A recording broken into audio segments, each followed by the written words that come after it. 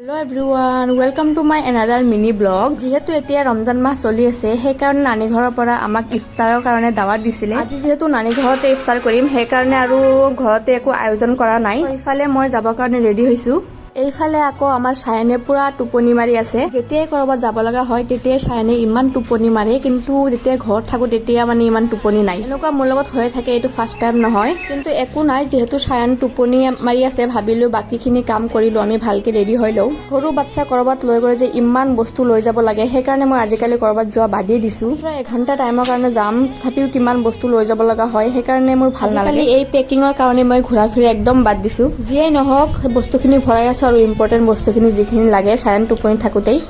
চ' finally Sayan উঠিলে আৰু তাক ৰেডি চেডি কৰাই এতিয়া ওলাইছো আৰু যাবলৈ। সায়নৰ টোপনি ভালকে ভঙাই নাই, মুখখন দেখোঁতেই গম পাই গৈ আছে, একদম মন মাৰি আছে। চ' এতিয়া আমি ওলালো আৰু ওলাওতে গৈ পালোৱে, কাৰণ একদম ওচৰতে হয় নানি ঘৰত। সায়ন কি খাবা? অ সায়ন, সায়ন কি খাবা? কি লাগি আছে? কাক? সায়নক হিৰো লাগি আছে। হিৰো কাপোৰ পিন্ধিছে। সায়নক বোলে হিৰো লাগি আছে।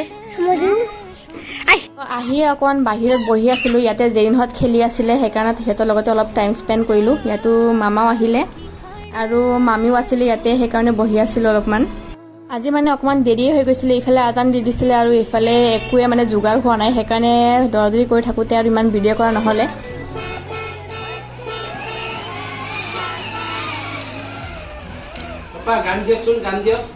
সেইফালে সায়নে পুৰা খেলি আছে আৰু লগতে মামী চাহ আৰু ক্ষীৰ আনি দিলে, সেইটো খালো আমি। তাৰপিছত এনেই আৰু আমি বহি আছিলো, এনেই ৰেষ্ট লৈ আছিলো।